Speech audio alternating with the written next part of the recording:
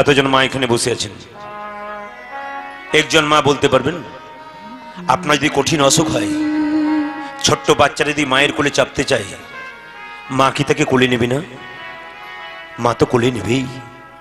কিন্তু বিল্বমঙ্গলের মা ভবানী দেবী এমন কি আচরণ করলো, কত খারাপ আচরণ করলো, ছেলে বারবার কোলে চাপতে চায় আর দূর দূর করে তাড়িয়ে দেয়। আপনার মনে মনে ভাববেন না না, মা পাষণ্ড ছিল, মায়ের কোনো ভালোবাসাই ছিল না, প্রেম ছিল না। না, মায়ের মতো প্রেম আর কোথাও নেই।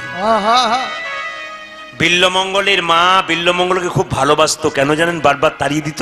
বিল্বমঙ্গলের মা ভবানী দেবী জানে যক্ষা রোগটা ছোঁয়াচে রোগ, যদি বারবার আমার কোলে ছেলেটা আসে আর আমার রোগটা যদি তার শরীরে চলে যায়, তবে আমার বংশে প্রদীপ জ্বালানোর জন্য কেউ থাকবে না।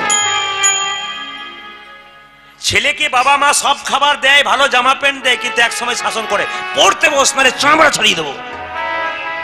কেন বলুন তো? মঙ্গলের জন্য শাসন।